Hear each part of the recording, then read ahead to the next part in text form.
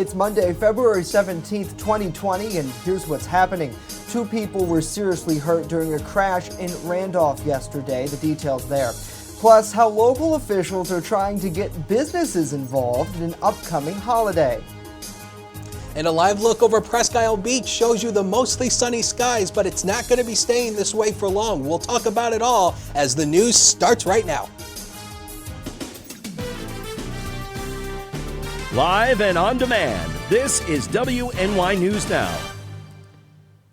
And thanks for joining us for WNY News Now. I'm Justin Gould. Our top story, 2 people were taken to Hammett Medical Center in Erie, Pennsylvania with serious injuries following a crash in Randolph yesterday. The Cattaraugus County Sheriff's Office says that a Jeep crossed the center line on Main Street, striking a van head-on just after midnight. Deputies say 2 passengers in the van were transported to UPMC Chautauqua Hospital here in Jamestown for treatment. The driver of the Jeep and van were taken to Hammett with serious injuries. Deputies say the crash is still under investigation and charges could be filed in the case. Well, 2 City of Jamestown residents are facing charges following a traffic stop on Sampson Street near McKinley Avenue early this morning. Jamestown police say they pulled over 26-year-old Stephen Sane for allegedly not using a turn signal just after 2 a.m. Now, through investigation, officers believe that Sane was driving while intoxicated. While speaking with him and conducting field sobriety tests, a passenger in the vehicle, 33-year-old Maria Dobbins, exited and allegedly began shouting loudly at the police. Officers say Dobbins refused to get back into the car and continued to yell. Police say the woman ignored their commands and repeatedly interfered with their DWI investigation. Both were placed under arrest and face several charges. Police say that they were taken to city jail and later released with appearance tickets in accordance with New York State's new bail reform law. Well, New York is courting winter tourists with a fee-free weekend for out-of-state snowmobilers. Governor Andrew Cuomo announced the plan yesterday. He says fees will be waived March 14th and 15th for Canadian and other out-of-state visitors with registered insured vehicles. The New York State Snowmobile Association says a lack of snow has made it tough to get the state's more than 10,000 miles of trails ready for this season. The state has committed more than $4 million in grants for trail maintenance and grooming. That mainly funded through those registration fees. Now, registration is generally $100 a year or $45 for those with a membership of a snowmobile club. Cuomo's office says winter tourism generates nearly $14.4 billion in direct visitor spending. Well, the U.S. Centers for Disease Control and Prevention says that thousands of Americans have died from the flu this season. Meanwhile, the continued spread of the coronavirus is still a major concern for U.S. health officials. Daryl Forges has the latest on the numbers. Flu season continues to be a problem throughout the United States. The CDC says there's been at least 26 million cases of the flu this season, which started on September 29th of 2019. Of those cases, at least 14,000 have died, including 92 children. As the flu concerns continue, so do the concerns for the coronavirus. CDC Director Dr. Robert Redfield says the coronavirus could be around past this year.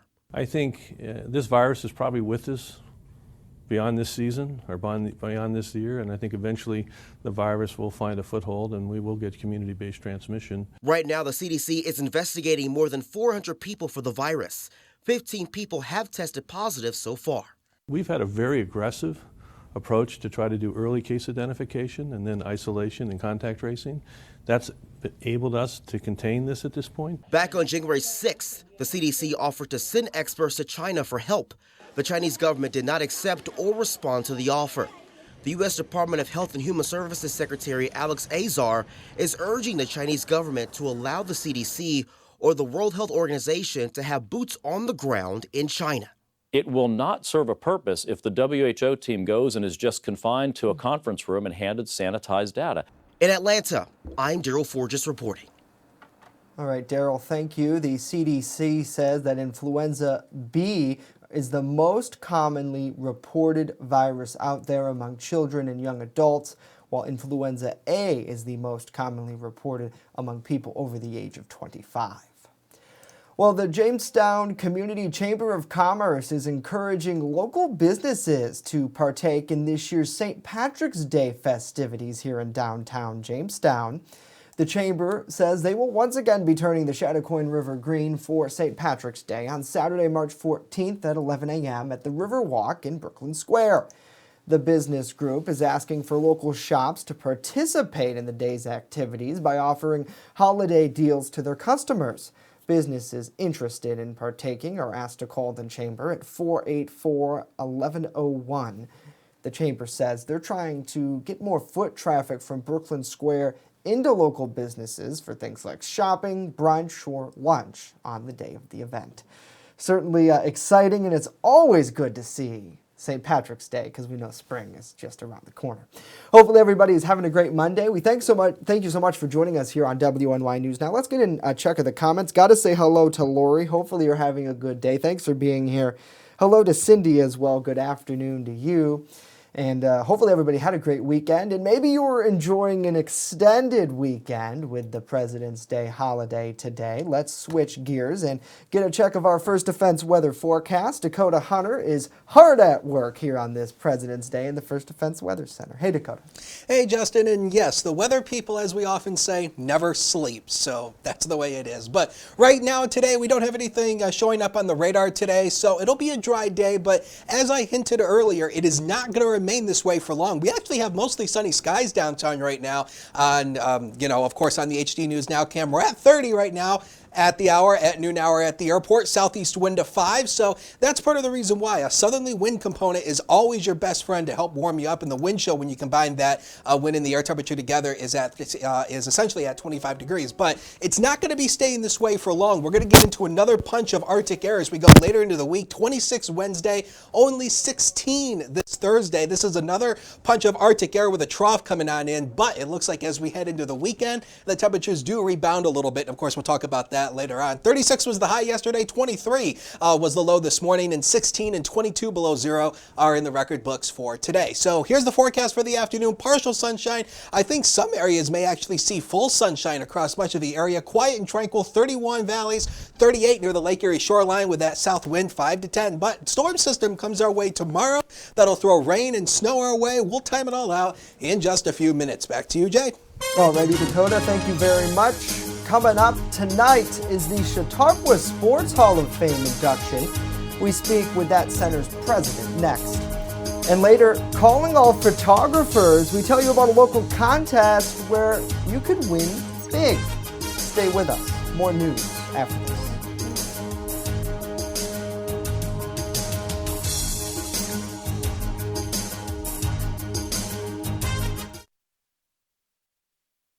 With coverage that matters. This is WNY News Now. EagleZip.com is your local one-stop shop for all of your home and business computer needs. Located on Fluvan Avenue Extension, just outside of Jamestown, EagleZip.com sells and services all brands of desktops and laptops, as well as servers and network equipment for your business. All new computer sales include transferring your data from your old computer plus a 2-year warranty. Call EagleZip.com today. Stop by EagleZip.com today and let us make computers easy for you. Extra, extra, read all about it. Not tomorrow, but right now on the WNY News Now mobile app. Follow local news as it happens. The mother of a special education student at Maple Grove High School is speaking out. And stay informed with the Southern Tier's only 24/7 streaming network. And Lake Erie is covered in less than 1% of ice as this winter season has entered its peak. Download the WNY News Now app right now. It's free on the Apple App Store and Google Play Store. Every cookie sold in the Girl Scout Cookie Program helps girls learn lifelong lessons in people skills, decision making, money management, goal setting, and business ethics. It's amazing how much you can learn from a cookie. the Girl Scout cookie program. Think outside the box. You're watching WNY News Now, your source for breaking news. And welcome back to WNY News Now. The 39th annual Chautauqua Sports Hall of Fame induction ceremony will take place tonight at the Lakewood Rod and Gun Club, where a total of 7 living and 2 deceased honorees will be formally inducted. Randy Anderson, he's the center's president. He joins us live now to talk more about tonight's ceremony. Thanks for being here, Randy. Thank you for having me, Justin. This is our big day of the year, and a lot of excitement among all of us who work at the Sports Hall of Fame. And certainly tonight's induction really brings the local number of greats now to 209. What's the significance of holding this induction tonight and talking about local sports history? Well, the mission of the Chautauqua Sports Hall of Fame is to honor and preserve the sports history of this county. And sports is a huge part of the fabric of Chautauqua County, and we're pleased to be the only organization to honor and preserve its rich sports history. And so what can we expect to see during tonight's induction? Well, you're going to see a full house. We've sold 450 tickets. That's a complete sellout. We're happy that we are able to sell this out year after year after year. And that's a tribute to the sports fans and supporters of this county who in turn support us. So you will see 9 new inductees into our Hall of Fame, as well as the honoring of over 50 high school, collegiate, and community athletes. Which I think that's one of the big drivers, I would imagine, to get people involved, is that sports is so important for today's youth. I mean, we talk about it here on the program all the time, right? Local basketball, local football, and a lot of the kids are really good at what they do, too. I mean, there's a number of state records that have been broken from people. Absolutely. The students that we recognize have won state championships, national championships. They might be all-state players or all-American players. And when I say over 50 of them, that speaks a lot to the quality of sports in this county. So we'll have people there being honored from the age of 9 to 95. Wow, that's certainly amazing. And then, of course, the kind of big list of honorees that you'll be having. What does it take to get inducted into the Sports Hall of Fame itself? That's a very good question. I'm glad you asked that one. We receive nominations from the public, so it's not like we go out and try to find people to induct. Right. People propose names to us, and then we vet those people and decide. Right now, we have a list of over 100 people that have been nominated and are waiting to be inducted. So what about some of these people that we'll be inducting tonight? What are their stories, and how does that play a role into how you and your group chooses them? George Batitis is the father of athletics at JCC. He was the first athletic director, and he worked there nearly 40 years. So when you think about the birth and the origin of JCC sports, that's George Batitis. Bob Bender, I see you've got an R missing at the end of his name. Bob Bender was a terrific semi-pro baseball player in the area. In the 50s, the 40s, the 50s, and the 60s, he played primarily for the legendary Steel Partition Bombers of Jamestown. Bob Gould was a coach at Maple Grove and Frewsburg with terrific track and field teams, but primarily I think Bob is best known for 40 years of work in the Special Olympics program. Yeah. Chris Jenkins was a terrific athlete at Panama Central, and then went on to Grove City College, and she was an All-American down there. Justin Johnson, basketball player at Jamestown High School and the U.S. Army. Tim Nobles won 7 state titles as the basketball coach, girls basketball coach at Pine Valley. It's a big deal when anybody wins 1 state title. Right. Tim Nobles has won 7. Ellie Norton was a terrific high school basketball and baseball player at the old Bemis Point Central School. Wow. Then he was a professional baseball player in the Yankees organization, and then he had a 50-year career as an official in the area.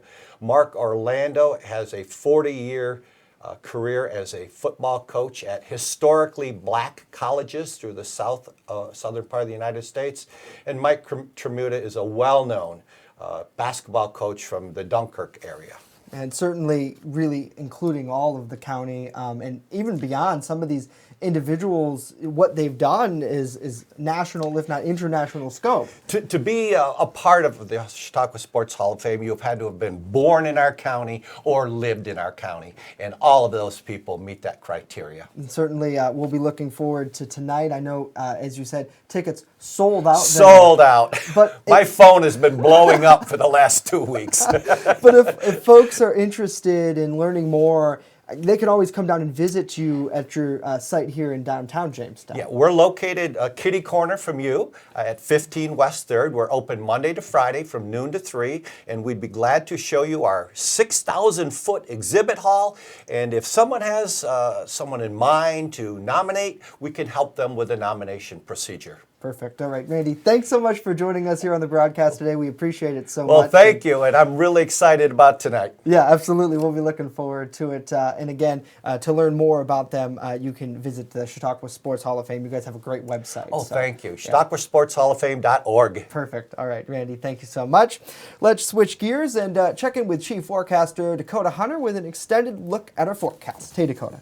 Hey, Justin, and definitely things are going to be changing in the weather department come this week, but wanted to show this. How about the fireworks at the Ice Castle lighting over the weekend in Mayville? Man, that looked great. And if you got out and actually braved the cold temperatures Friday night and, of course, on Saturday, man, you deserve kudos from me.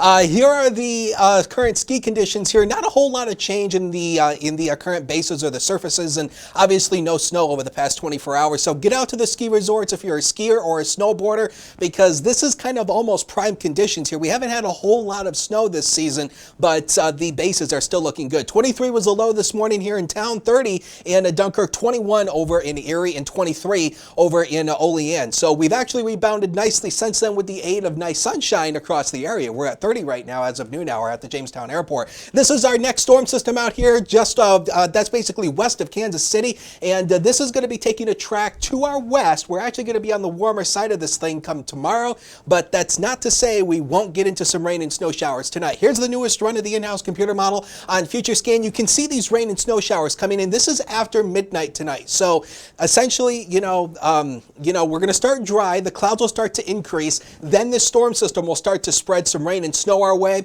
It'll actually change over to all rain by the morning hours. The temperature rises overnight. The lows are going to occur early tonight. Then the temperature will rise through the 30s. Will likely start tomorrow in the mid to upper 30s to near 40 degrees in spots. Then the rain will taper off to a few more showers essentially in the afternoon hours. So how much rain are we picking up here? Not a whole lot. A lot of the computer guidance is suggesting about half an inch to maybe around 3/4 of an inch, maybe not even that in some spots. So this is not going to be a heavy rain producer or even a whole lot of snowfall. I think if we see any snow accumulation, probably less than an inch. This is not going to be a big deal, but tomorrow is just going to be kind of a wet and messy day. Lake Erie shoreline today, temperatures near 30, essentially, in the upper 30s with lots of sunshine through the day. Eastward we go in the inland areas here, temperatures mid 30s here, but this is seasonable for this time of the year with partial sunshine and mostly sunny skies in some spots. Next 7 days of your life coming up right now, 40 degrees tomorrow, and again, that's out ahead of the cold front. We'll drag a cold front through here Wednesday, 26 degrees. The wind comes up tomorrow as well. Wind gusts possibly near 45 miles an hour, 16 only by Thursday, 28 on Friday. But then we warm up again going into the weekend with the aid of high pressure building into the northeast, and temperatures head to near 40 degrees come next Sunday. Sports is next. Don't go away.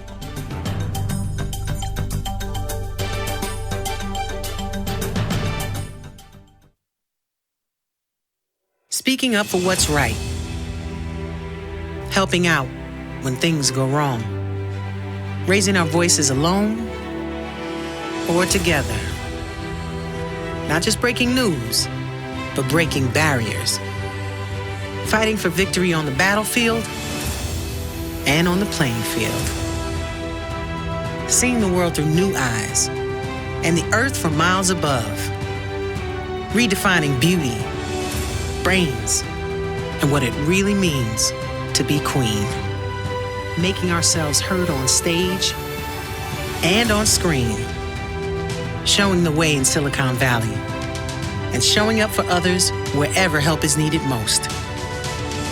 Not just making our mark, but making a difference? Now that's a job for a Girl Scout. Girl Scouts, preparing girls for a lifetime of leadership. There's an old saying, there's no news in the newsroom. Well, it's true. The time I spend at the anchor desk is just part of my day.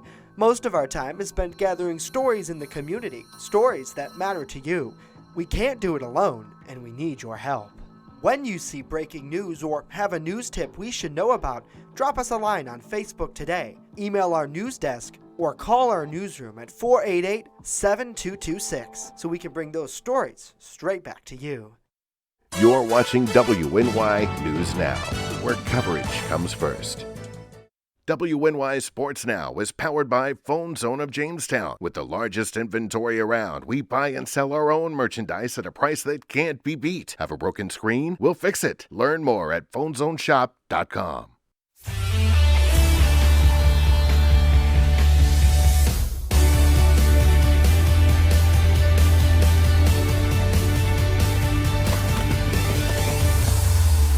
Happy Manic Monday, sports fans, and welcome back to WNY News Now.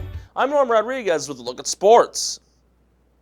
On Saturday, the Section 6 Division II Wrestling Championships took place at Southwestern High School in Jamestown.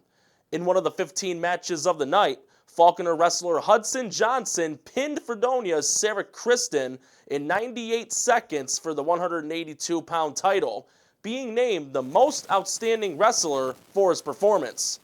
Another fight which brought strong competitors in a defensive battle was Pioneers' Daniel Kirsch's 1-0 victory in 3 rounds over David Ball of Fredonia for the 113-pound title. For the 99-pound title, Newfane's Aiden Gillings walked away with the victory with a pin as the time for the final round expired, and with Martin Olson of Chautauqua Lake holding the lead for the majority of the match. In a sudden death matchup for the 126-pound title, Alex Skoronsky of East Aurora defeated Iroquois' Jacob Joswiak 7-5, which took a 4th round to decide. Sticking with local sports, later this afternoon at 1:30, the Jamestown Red Raiders varsity boys basketball team will close out their regular season at home for a conference game versus the Orchard Park Quakers. Jamestown is 13-6 and has won back-to-back games, including a 57-50 win over the Clarence Red Devils in their last game on Valentine's Day. On the opposing end, Clarence is 13-5 and won their last game last Friday 65-63 over the Western New York Maritime Charter Commodores. Unlike Jamestown, Orchard Park will have one more regular season game after this one, which will be on Wednesday night at 7:30 against the Lancaster Legends. On Sunday night, Team LeBron's 2-game winning streak in the NBA All-Star Game was snapped by Team Giannis Antetokounmpo with their 157-155 victory. Using a 33-22 fourth-quarter outscoring to win, Team Giannis was led by Giannis Antetokounmpo, who scored a team-high 25 points, adding 11 rebounds and 4 assists in 31 minutes of action. In only 16 minutes, Trae Young had a 10-point, 10-assist double-double. All-Star MVP Kawhi Leonard scored a game-high 30 points for Team LeBron, with 7 boards and 4 assists in 20 minutes. Captain LeBron James chipped in with 23 points, 5 rebounds, and 6 assists. The NBA regular season will resume on Thursday. That's it for sports today. Back to Justin and Dakota. All right, Norm, thank you very much. Well, the Audubon Community Nature Center here in Jamestown is now accepting submissions for its 2020 Nature Photography Contest. Categories include wildlife portraits, which is any wild animal. No photos of animals in captivity, such as a pet or from a zoo or a rehab center. They can also include macro abstracts. That's anything that's natural, wild, such as a flower, an insect, a leaf, a water droplet, feathers, things like that. And they also include habitats and landscapes. And those are places that animals live. They could either be in a waterfall, a sunset, a mountain. Winners in both the adult and youth divisions in all 3 categories will each receive a $200 prize. The Audubon will also print the winning photographer's pictures for an exhibit there at the Nature Center. Dakota, the deadline for submissions of photographs is Sunday, June 28th. Full details of the competition, as well as images of previous winners and finalists, can be found at acncphotocontest.com.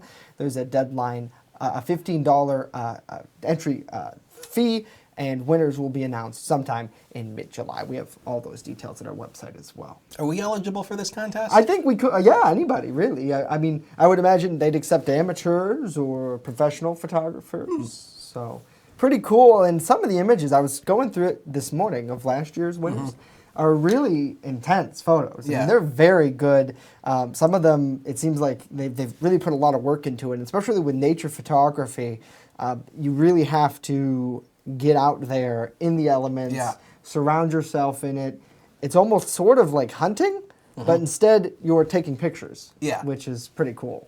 So. And, you know, essentially, you know, if you're kind of like me and you take pictures of, like, you know, sunsets and sunrises or the that moon counts too for or whatever, that's not easy to do because you really need to have a good quality DSLR camera with a good quality lens. I mean, taking a photo with your phone just doesn't really do it justice unless you have like an external lens. I mean, I mean, you know, it's hard getting pictures of, like, you know, the skies. So, I mean, you know, now I know, Jay, I know that you have a big DSLR camera. Yes, yeah. So my family has a couple of them. We're big, avid photographers and videographers. That's kind of what actually brought me to the news at first.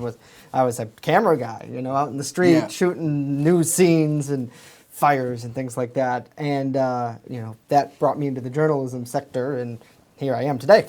But with that, I mean, it's cool, and it's almost like it's for a lot of these avid photographers out there, whether you're an amateur photographer or you're a pro or you're even for the videographers as well, just doing it, in my opinion, is how you get better at it, right? And just get out there, take as much photos as you can, do contests like this. If you don't win, the fact that you took a photo and participated just goes to your skill trade, and you keep building and building and building on it. So, like my mom, she's been published in magazines before for her photography. Very good. It's probably where I get it from, but nevertheless. Amy's a great photographer. She really is. She does our photos here. So, does a great job.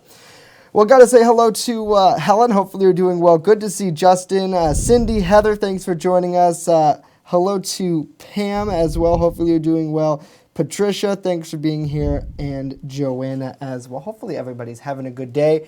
And staying warm out there, although the cold on Friday, that seems to be gone for now. I was surprised to see this morning that it wasn't like shiver kind of cold. But it's coming back, so don't worry. Oh, geez. But anyway, here it is for tonight. The low temperatures will occur early tonight. 28 to 33 will rise to 34 to 40 by, you know, essentially the morning hours. Clouds will increase through the evening. Then it'll change to a wintry mix, then to all rain by the morning hours as that warmer air filters in. And it will turn windy as well with wind gusts near 45 miles per hour, especially right near the Lake Erie shoreline. So batten down the hatches. Yeah, certainly will. All right, Dakota, thank you very much.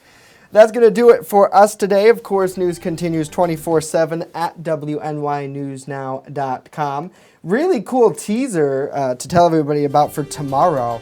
We're launching a new segment in partnership with the Chautauqua County Humane Society. So stay tuned for that. Just going to tell you, it's going to be really cute and really awesome. And I'm really excited personally for it. So stay tuned. When you're on the go, stay in the know by downloading our mobile app. It's free on the Apple App Store or Google Play Store. And of course, we are back tomorrow, right here at noon. Hope to see you then.